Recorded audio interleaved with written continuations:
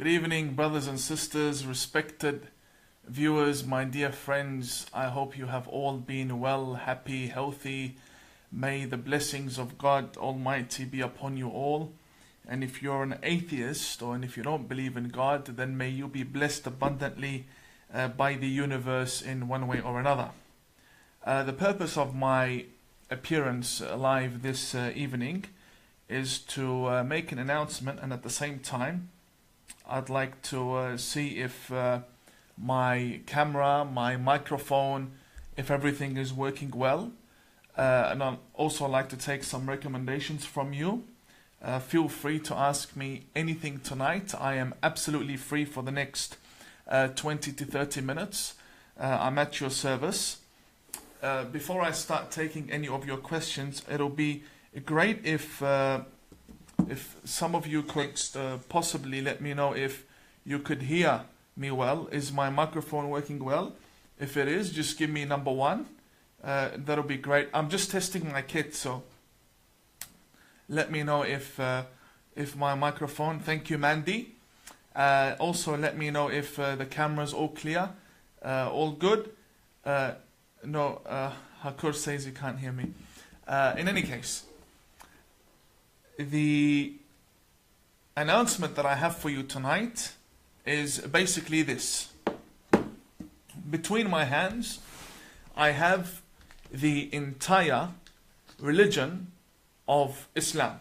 Literally, between my hands, and adding the Holy Qur'an with it as well. I'll just fix the screens over here. What I am dealing with right now is 5 volumes that form the law and religion of Islam. The 5 volumes. The first being the the first from this side being the Holy Quran, and then you have Sahih al-Bukhari, the 4 volumes that interpret the Holy Quran. This is exactly how they are placed in any mosque, or in the majority of mosques, and also the libraries and schools, Islamic schools. And this basically is the religion of all of the Sunni Muslims, regardless of their denominations, and also the religion of the majority of Shia Mufassirin, the interpreters. Now, I don't mean that this is their faith, but what I do mean is that their interpretations of the Holy Quran are based upon the Bukhari. So even the Shia school of thought, when you look at Tafsir al-Mizan, you look at all of these interpretations of the Holy Quran, you will find that this Bukhari has influenced scholars that ended up influencing the Shia scholars as well. So the Bukhari is a book that is agreed upon by all Muslims, all thinkers, see it as a respected, reliable source. Khomeini loved the Bukhari. Al-Khamenei, who is the supreme leader of Iran, who is also a Shia Muslim, reveres the Bukhari and probably even follows it in his daily life. And we have Maraji' al-Taqlid, such as the Grand Ayatollah Fadlullah, who passed away. And we have also very prominent lecturers that travel the world preaching Islam, such as Sheikh al-Wa'ili, Ahmad al-Wa'ili. They all, whether it be Shia or Sunni, this is basically the reliable number 1 source for Sharia law, for Islam, and the history, and also the seerah and the hadith, and when it comes to understanding what the Prophet did, what he did not do. These 4 volumes basically interpret the Holy Quran. I am here making an announcement that as of tomorrow evening, whether it be, I'm hoping to be available at around 3 p.m. every Sunday. If not, then 5 p.m. But most definitely, I'm looking at around 5 p.m. every Sunday for as long as I am alive. I will come out and we will discuss different books. We'll start with the Bukhari, because we do have 4 volumes to go through. I'm not going to spend 1 year on each volume. Hopefully, we'll skim through the Bukhari, just to give you an understanding of what we were taught growing up as Muslim Imams, and what exactly lies within these books. What's happening, what's going on here. These books are in Arabic. They're not in English, they're in Arabic. So what exactly is here that the government doesn't know, the left doesn't know, left media doesn't know, and how does this radicalize, why is this the main source that ISIS respects? Why is it that ISIS reveres these 4 volumes? What is in here exactly? I plan to come out and I will read for you in Arabic because that is my mother tongue, and I'll translate for you what exactly the Grand Mufti, people like Sister Yasmin, Brother Walid Ali, Linda Sarsour do not want you to know about these books, about the main sources for Sharia law. What lies in these books? Now, it's not all about go kill the Jews and kill the infidels. We have some serious problems within these books, and also that could result in a solution. We might reach a solution, we might reach a result or a conclusion together that the actual founders of the Sharia law abided by 90% of the Muslims could have been suffering some mental illness because of the things they have written in these books and the atrocities and the corruption and so on. Therefore, join me every Sunday starting tomorrow, 5 p.m. Eastern Standard Time, Australian Eastern Standard Time, Canberra timing, and we will go on together to try and understand what is exactly causing all the problems in this world.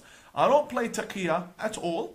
I will tell you what the problem is and why I am calling for the banning of these books, of this very book, and also the revision and understanding of the Holy Quran.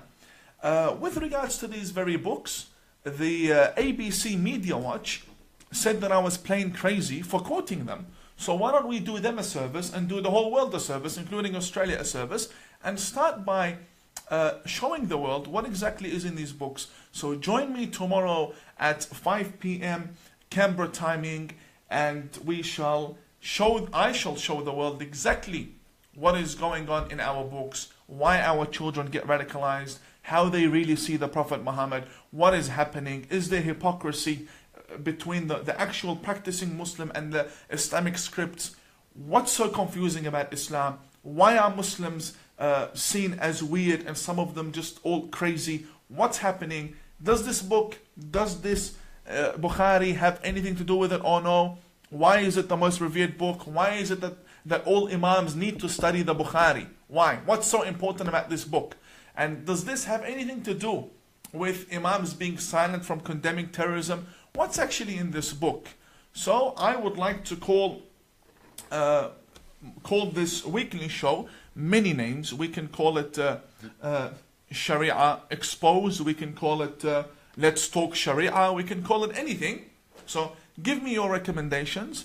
Give me, let's say, ideas as to how you would think this program would be successful, and I'm open to all of your recommendations and also criticisms and all types of feedback, because we need to serve Australia in the best way possible. Now, my announcement is finished, and I am more than happy to take any of your questions. I'll read them from my phone. And if there's anything that you'd like to ask me, I know last time I came, Facebook took my live feed away. They will not be able to do it this time at all. Even if they tried, they can't.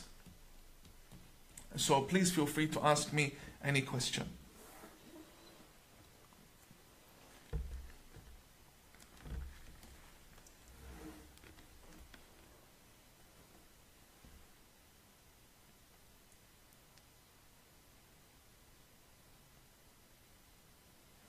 Liam says, do you have any plans to speak to Sam Harris or Sister Ayan? With regards to who I communicate with, I would like to keep that a bit private for now, for the safety of myself and other people around me. But I assure you that there has been some sort of contact, yes, professional contact between myself and other reformers and even some ex-Muslims around the world.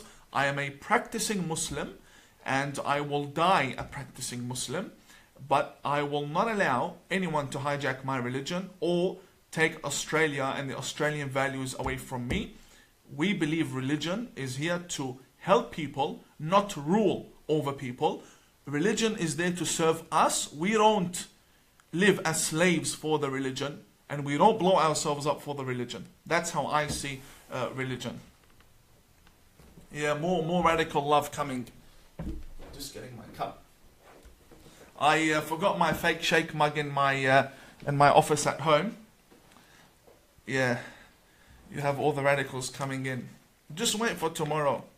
Radicals, wait for tomorrow. Wait until I expose the truth about what you guys are teaching within the Australian Muslim private schools. Wait until tomorrow evening, and trust me, this weekly show will be a show that the Prime Minister will have to come and watch every now and then and follow up with the information that I will be giving them, because it will be some sort of advice as to how you deal with these issues. Our federal police and ASIO all have frequent courses when it comes to Islam, and they educate themselves in Islam. However, if the Muslim teacher is teaching them, that's the problem. We need a teacher that teaches with no taqiyya. So I'm more than happy to be exposing what was about to radicalize me and turn me into a criminal. This one here. I'm very happy that I left your schools and I joined a non-Muslim school. Very, very happy. Very happy that I woke up before it's too late. This is the problem. This is the problem with the world today. These 4 books. The Bukhari, the biggest terrorist, ideological terrorist. And we will show the world. So yeah, the only reason why you are angry is because you know that I'm going to be exposing you starting from tomorrow. This is the filth that nobody has ever exposed in the history of Australia, and probably even Europe. Nobody has pointed out what exactly is the problem here. Whenever Australians want to learn about Islam, they go to the Muslim bookstore and they say, can we buy the Bukhari? They give them this book, this Bukhari. You know, edited, this is the Bukhari. 4 volumes, all made into 1 volume. This is what's missing. 3 more volumes are missing. Why don't you tell Australia what's really happening? And even this one is half Arabic. Even this one is half Arabic. It's not all English. So you prepare a good copy for the non-Muslims to read, but you don't want them to read the truth. You don't want them to know what lies in the actual book. No, I will show them. Wait, tomorrow. Tomorrow I will show them the truth. Wait for it. And you can kill me if you like. The point is, it's not gonna end for you. There will be another Tawhidi.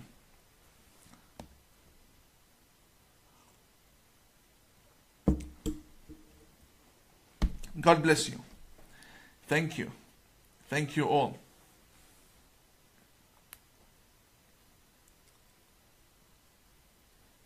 Ragnar says, is the Wahhabi interpretation of Islam correct? According to them, it is correct. According to them, they need to kill the Jews and kill the Christians. If that is correct for them, that is not an Islam I want to be part of at all. I do not want to be part of an Islam that tells me to kill and massacre and butcher people. I do not want to be part of that Islam, and I wouldn't want any human being to be affected because of such an Islam at all.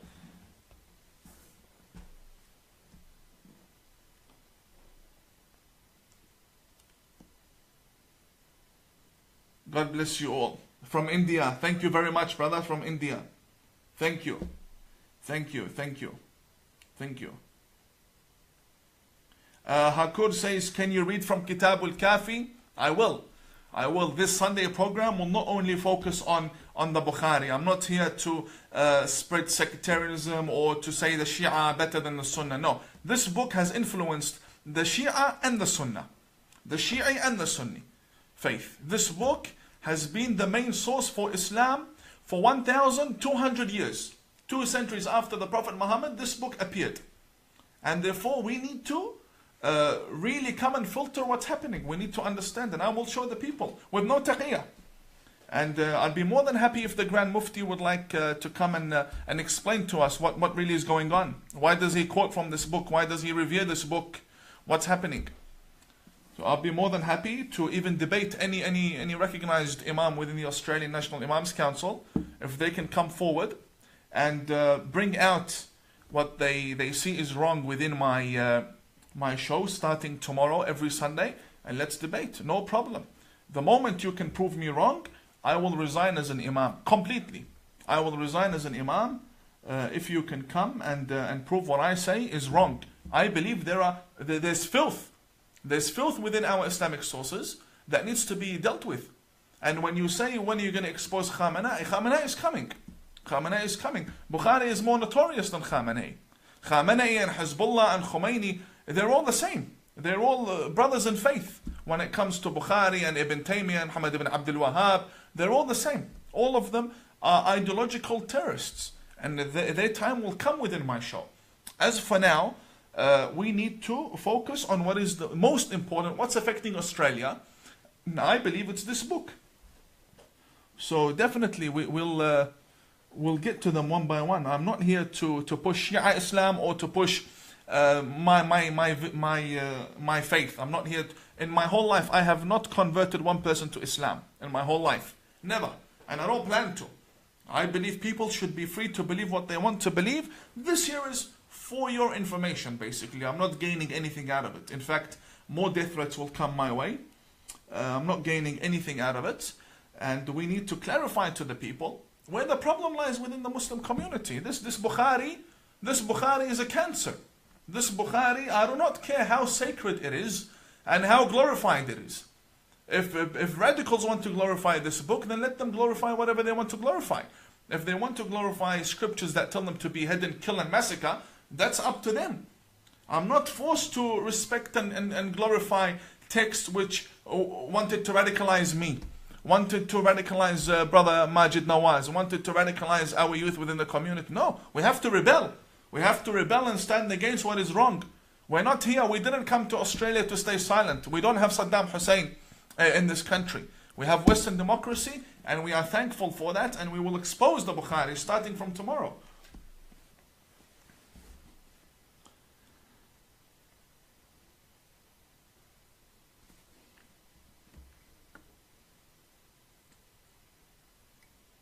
Sister Aylar, we'll get to the Qur'an. We'll get to the Qur'an. I have a wonderful Christian friend. We speak every now and then with regards to the Quran and what's happening with the interpretations.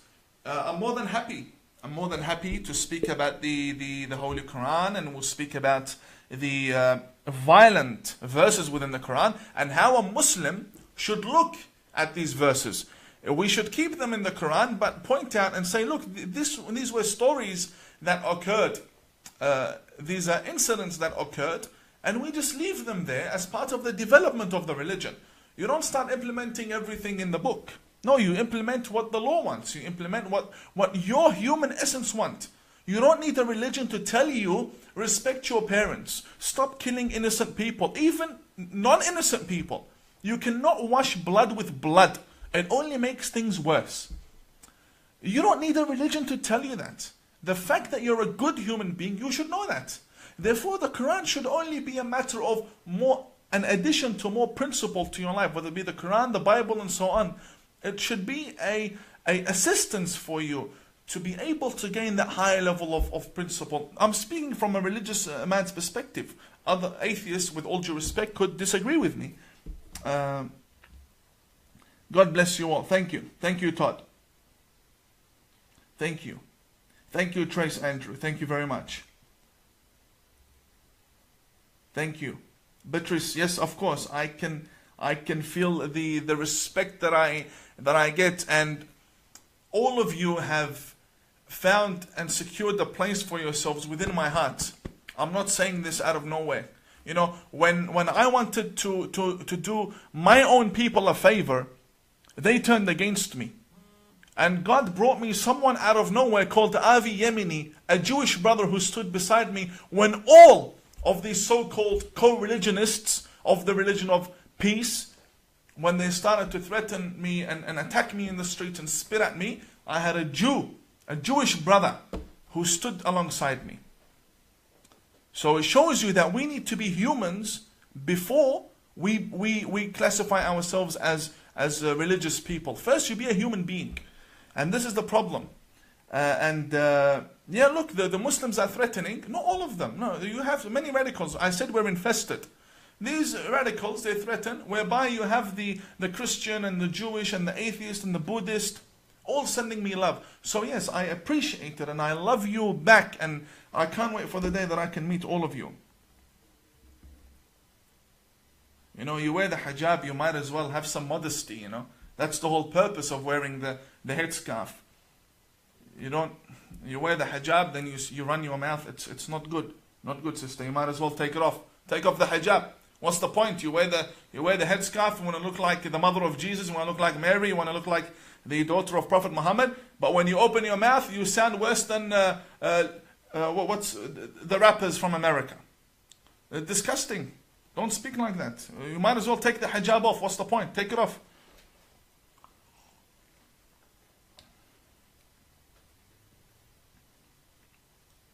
God bless you, Matty. Thank you. Todd, God bless you. Thank you. Thank you. Jacqueline, thank you very much. Thank you. Moe says, why are you wearing a beard? I wear a beard because it makes me look good. That's what I've been told. I don't know. My wife likes it. I look skinny when I shave it off. I don't look Arab when I don't have a beard. Any other reason you like. It doesn't have to be Sharia law. I want to look like Ali G. Whatever reason you want to put there for me. It's got nothing to do with look, having a beard doesn't make you a better person. It doesn't make you a more religious person. Wearing a scarf doesn't make you a better person. It's just, I have a beard. This is how I look, you know. Arsalan, brother, hopefully I'll see you soon. God bless you, brother. Always good to hear from you. Abu Ahmad Talib says, why do you hate all Sunnis? I don't hate all Sunnis. I have Sunni family members and I was raised amongst the Sunnis and I was educated by Sunni Muslims. I do not hate the Sunnis. That is a lie. I hate the figures that ruled over us and the Sunnis. I hate the terrorists within Islamic history. That's who I hate. The same with many left non-Muslims. They hate Trump. They hate Trump. But in reality, they don't hate the American nation. You can hate someone, but you shouldn't hate them for who they are. You should hate an ideology. You should hate a line of thinking. You should hate the beheadings. You shouldn't hate people for who they are. But in my case, I hate certain figures because I know what they did, and they butchered and they massacred and they spread Islam by the sword from Saudi Arabia down to Africa. The people that I know of and what I have studied, I cannot love them. I can't love them because I don't consider them as human beings. When you grab a little girl and you bury her alive, I cannot see you as a human being. I am sorry. God created me this way. I cannot see someone who beheads little babies. I cannot see them as human beings. They may look like human beings, but I don't believe they're human beings. I don't. Deep inside, I don't believe. I hate these figures. So if you have a problem with a leader, you can hate what Trump is doing, but it doesn't mean you hate the whole American nation. It doesn't mean you hate everyone within that country. You have a problem with the leader. The same with me. I have a problem with specific leaders. It doesn't mean I hate all of the Sunnis or I hate everyone. That's not true. God bless you. Thank you, Adam Long. Thank you very much, my brother. Thank you. Thank you, Aileen Bell. God bless you. Thank you. All of you. Thank you all very much. God bless you. Thank you. Thank you. I'll be taking questions for the next 15 minutes. So if you have any questions, I'll be more than happy to take them.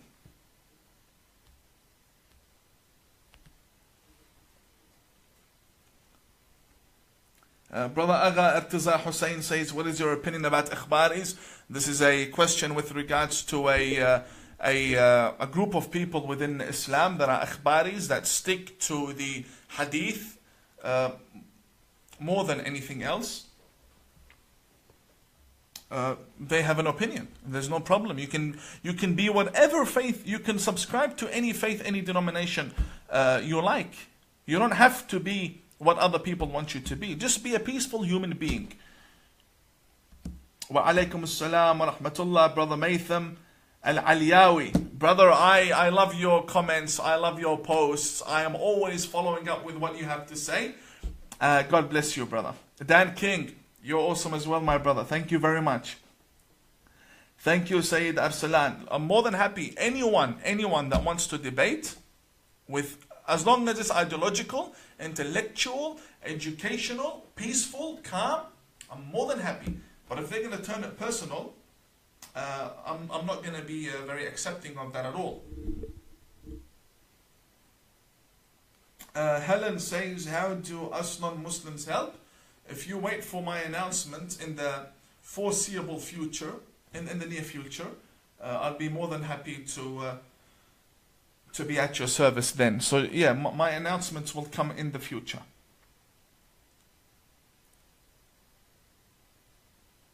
Simon, God bless you. My ideology includes love of Jesus Christ and the love of Mary, the mother of Jesus, and the belief that she is absolutely pure and virgin, and I believe in the miraculous birth of Jesus Christ, and I love Jesus, and Jesus plays a big role in my life, in what I do, in all of his teachings, and I have the Bible at home. I have no problem with Christianity. To me, Islam has to be a religion that accepts Jesus Christ. If you don't accept Jesus Christ, then you're misguided. You can follow any prophet you like.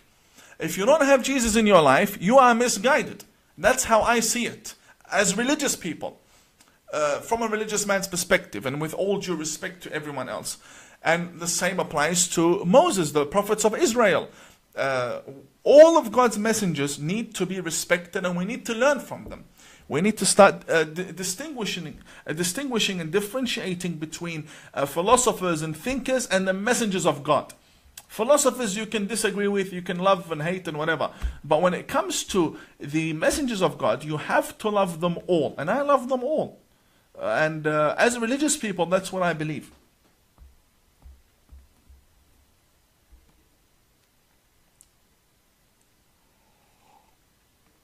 Yeah, Hussein.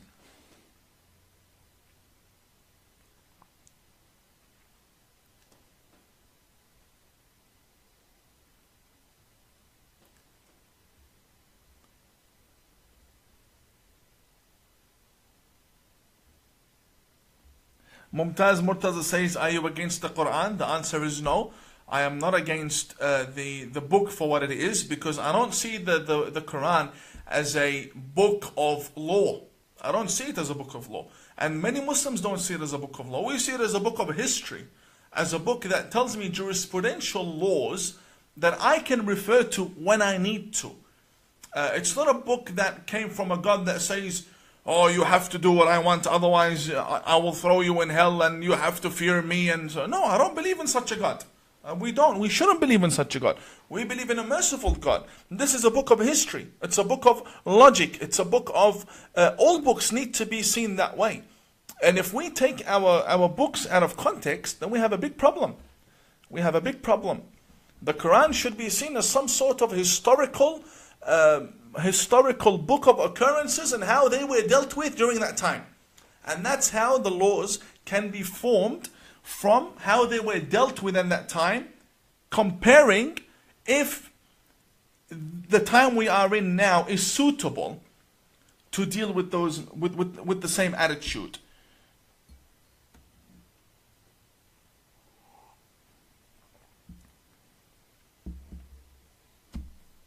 Kamran says, don't come to the UK. I've actually been to the UK, and there's a trip coming up in the very near future.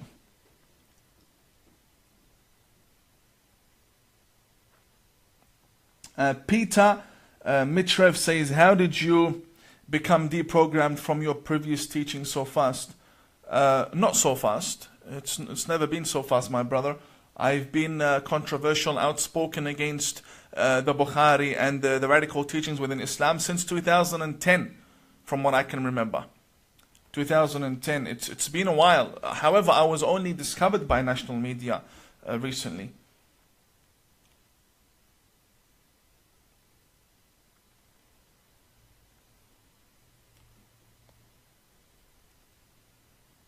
Oh, brothers and sisters, dear friends, I want you to read within the question, I have a question here that proves to you. I'm going to screenshot this. Wait. I have a very important question here. His name is Safa Al-Sa'idi, who I've met in person. He says, Salam brother, I once asked you a question, is it obligatory to grow a beard? Then you answered me that if a person shaves his beard, then he will enter hell regardless of his good deeds. It contradicts what you are saying now. I await your answer. Then he ends saying this question was before 2 years ago. So we're looking at 3 years ago, and it shows you the development of Imam Tawhidi, how I used to respond to people and how I'm responding to them now. Look, when you're facing reality, when you're facing what is true, you need to accept what is true. People shouldn't be thrown in hell because they don't have a beard. Okay, now we have many men who don't have beards, not because they shave them, they just can't grow a beard. So what, you're going to throw them in hell because they can't grow a beard? Some things just stopped making sense to me when it got to religion. And I believe that the Bukhari is the source of all problems. The beard and the Jews and so on. How it says the righteous have beards and the ones that don't have beards are the Jews. Therefore, you'll end up with them. No, I don't believe in that.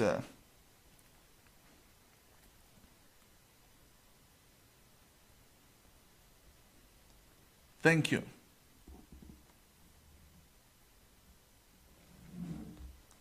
Thank you. Brother Agilos Andriopoulos says, what is your opinion about atheists? They're respected human beings that have every right to live. Why should we hate and kill them? Who are we to hate the atheists?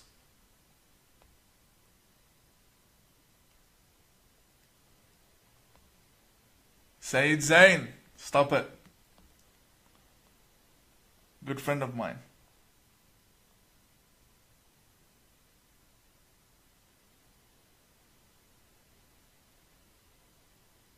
Sayyid Zain says, if hijab and beard don't make you a better person, then why did Allah make it obligatory upon Muslim men and women?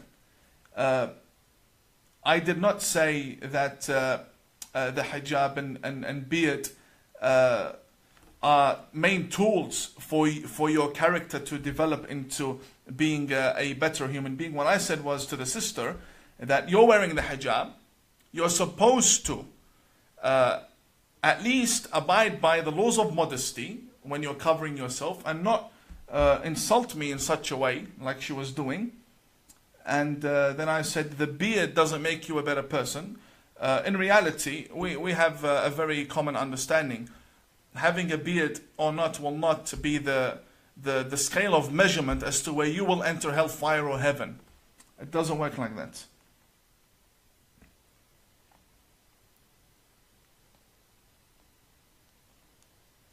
God bless you, Jacqueline Armstrong. Thank you very much. Jamie, thank you. Alan, thank you very much. Alan Dalisa. Taqiyya is basically a tool so that you could save yourself from death. What I'm doing is heading towards being killed, my brother. The death threats that I get, it doesn't make sense. It contradicts taqiyya.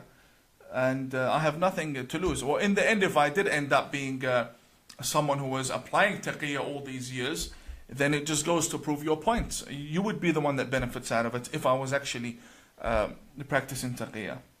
Sister Zina, assalamu alaikum. Brother Mario says, did Muhammad have a beard? Yes, he did. Jamie, God bless you. And JD, God bless you.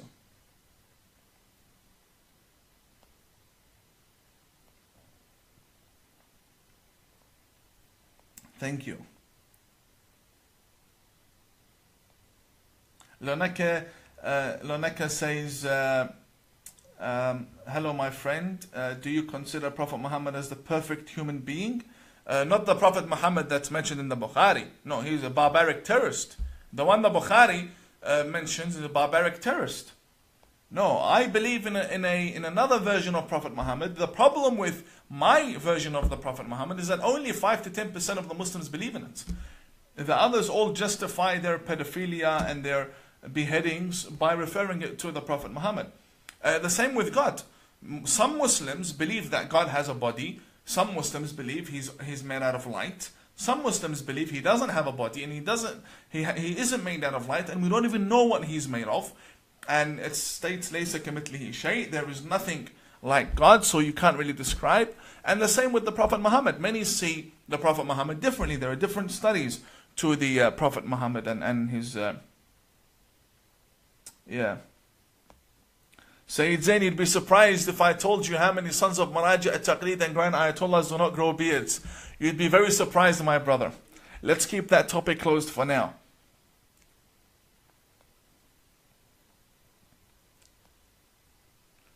Borka says there's a name for people with no beard. They're called women.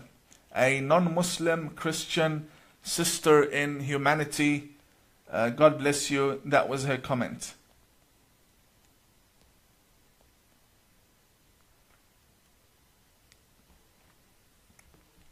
Lynn, if that's how your name is pronounced, Marie Brett, of course, I would stand in a court of justice and prove these wrong. I would. If I'm given the time that is required, I'd be more than happy.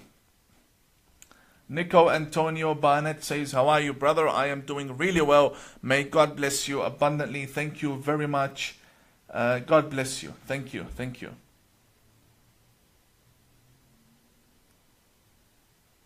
Thank you. Can you hear me well?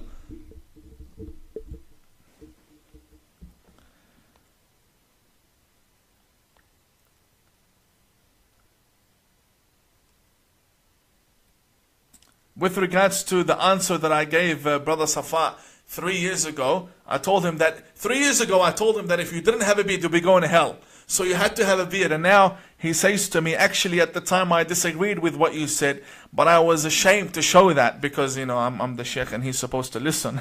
But he says, but your development is really cool. Keep doing that. I love you. I love you too, brother. Thank you very much for your honesty. Thank you. People develop. People change. It's very normal. Very normal.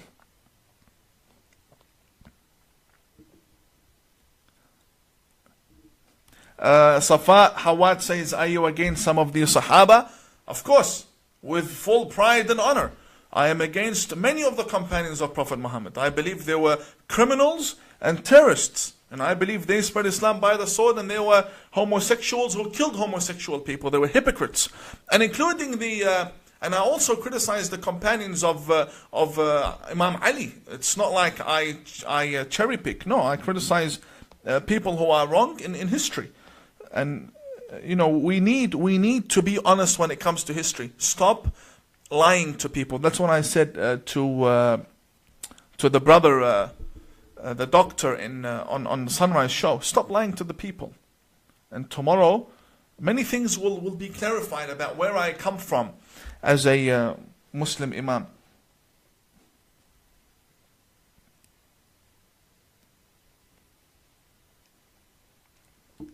Rizal Khalisi says, where are you from? I am from Iraq originally, born in Iran and raised in Australia. Ragnarok says, what about Aisha? Aisha is no different. The wives of the Prophet Muhammad, they weren't all good women. They weren't different. Aisha was a terrorist. The wife of the Prophet Muhammad, she was a terrorist. And she killed the Prophet Muhammad, according to the evidences that we have, and I will show this in the Sunday programs.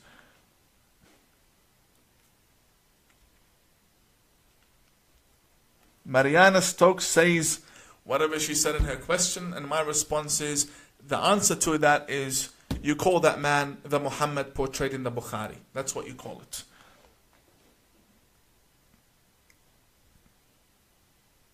God bless you. Thank you. Thank you, Leah Marie. God bless you.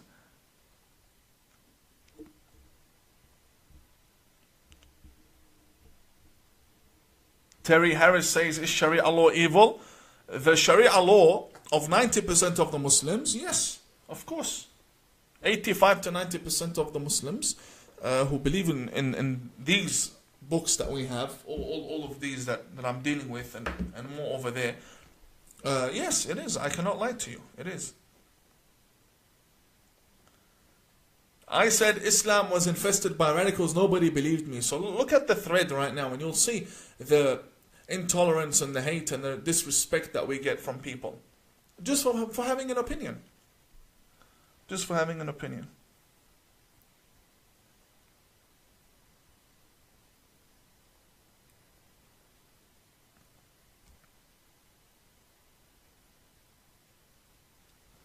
Pika asks, how did Aisha kill Prophet Muhammad? There's a report, an authentic report, within the books of Islamic history where Aisha herself confesses, وَلَدَدْنَا رَسُولَ اللَّهِ, that we placed poison in the mouth of the Prophet Muhammad. And also the Prophet himself says, مَا مِنَّا إِلَّا مَسْمُومٌ أَوْ مَقْتُولٌ. None of us are either, none of us die a normal death. We're either killed or poisoned. And that's exactly what happened, because these people, they love the radicals. And what can I do? They love the radicals. They love radicalization. They love it. They will only follow Prophet Muhammad because they believe he's a radical. That's the only reason why they believe in Prophet Muhammad. They will not follow someone who tells them to love the Jewish and hug the Christian and have food with the Buddhist and sit with the atheist. No, no, no. No, they have their own radical beliefs and they go and find a prophet that suits their desires and they follow him. And they found this biggest lie in history. The biggest lie in history, the Bukhari, and now we have a big ideology forming 90% of the Muslims. We have a big problem. Sheikh Mustafa, assalamu alaikum, my brother. Thank you very much for joining.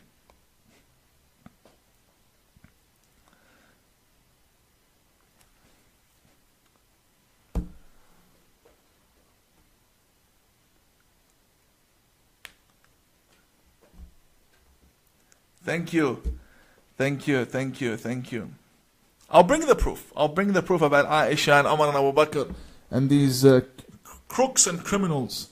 I'll bring the proof. Every Sunday, join me if you're really concerned about your religion, join me every Sunday. If you really want to improve as human beings, join me every Sunday as of tomorrow, 5 p.m. I'll be more than happy to serve you. I am a servant.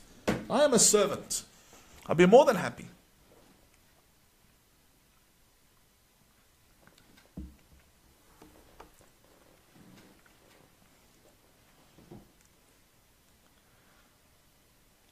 Alright, brothers, I'll have to wrap up in about 5 minutes. I'd be more than happy to take any more questions. Brother Nathan Smith says, is Islamic extremism limited to post-modernism, or did it occur earlier than that? No, we've had Islamic extremists throughout the entire time. Throughout the entire time. Anyone that tells you, for example, Dr. Jamal Rifi says they've only come now, like terrorism began with Al-Qaeda or began with ISIS. That's the biggest lie. Biggest lie. We've had them from day one. We've had these terrorists in our religion from day one. Those who butchered Imam Hussein in Karbala, those who butchered the young babies and young children in Karbala, beheaded them, carried their heads from Iraq to Syria, and this was the family of the Prophet Muhammad, who was killed and massacred by the Muslims, by the Muslim nation. We had ISIS for many, many centuries. Don't let people lie to you. We have a problem within the religion and we need to own it. I'm not going to lie. Your Khalifa Umar butchered and killed people, and he spread Islam by the sword. He didn't have Twitter or Facebook 1,400 years ago to spread Islam from Arabia down to Indonesia and Africa and Europe. How did it spread? It spread by the sword. And until now, ISIS is the best example for what the caliphs were like. I'm not going to lie to the people. I will not lie to the people. You have a problem and you need to announce it as Muslims. I say we have a problem and I'm announcing it.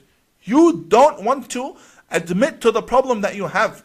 And this is what's keeping you backwards. And the main issue is people are now waking up and you're still living in your own imaginary world. Wake up. Abu Bakr, Umar, Uthman were criminals. Absolute criminals. And so were some of the companions of Imam Ali as well. And the wives of the Prophet were also criminals. Some of them, not all of them. I'm not generalizing, but this is history. We'll get to it tomorrow. I'm a Muslim not in your Islam. I'm a Muslim that believes in Moses and Jesus, exactly what the Quran wanted from me. Love and respect everyone.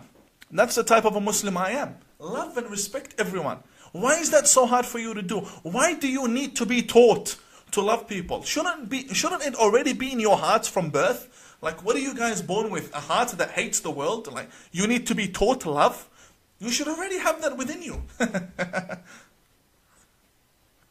Brother Mas'ud, salamu alaikum. Mas'ud Khaqani, it's been a while. God bless you all.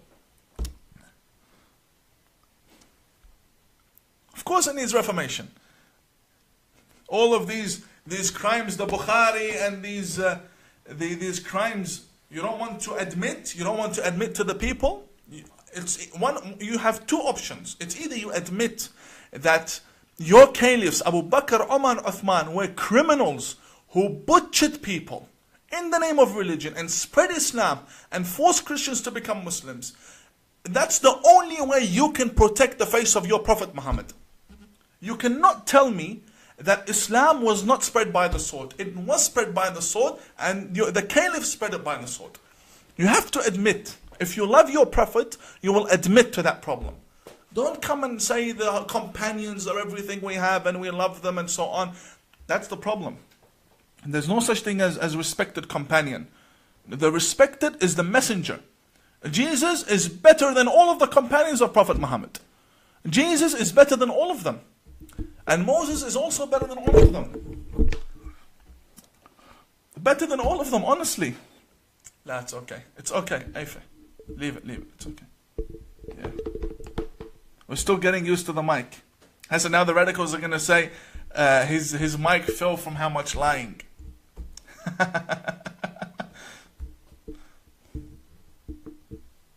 God bless you all.